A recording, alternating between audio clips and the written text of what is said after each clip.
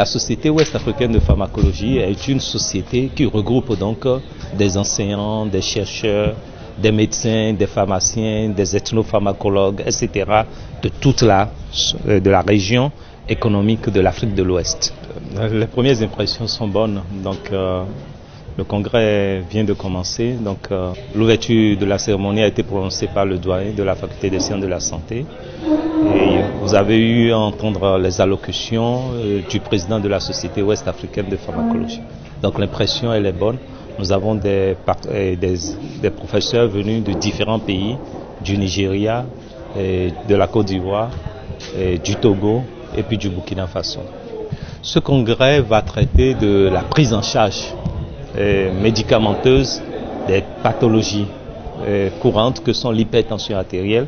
On aura à traiter du diabète, on aura à traiter de l'ethnopharmacologie, des médicaments à base de plantes, on aura à traiter de la pharmacovigilance, tout ce qui a trait aux effets indésirables des médicaments en général.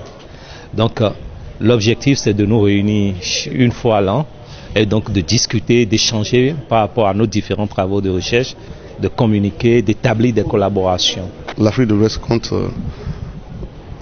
des dizaines de milliers de phytothérapeutes, et 40e sommet de la pharmacognosie, au moins phytothérapeutes avec 16 éminents professeurs des universités de l'Afrique de l'Ouest. C'est une chance totale.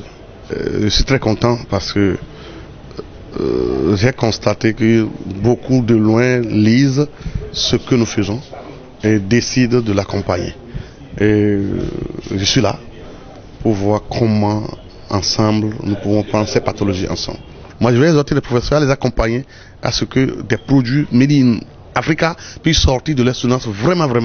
Si nous allons soutenir sur le quinquilibre et finir par mourir d'une maladie que le quinquilibre peut soigner. Nous-mêmes qui avons fait avec une mention très honorable.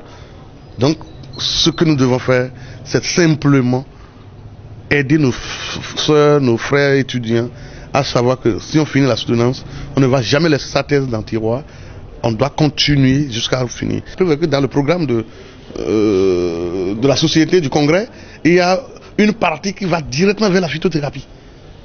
Et que dans la faculté de pharmacie, il y a phytothérapie dedans. Et en médecine aussi, il y a phytothérapie. Donc, nous devons tout faire pour accepter la complémentarité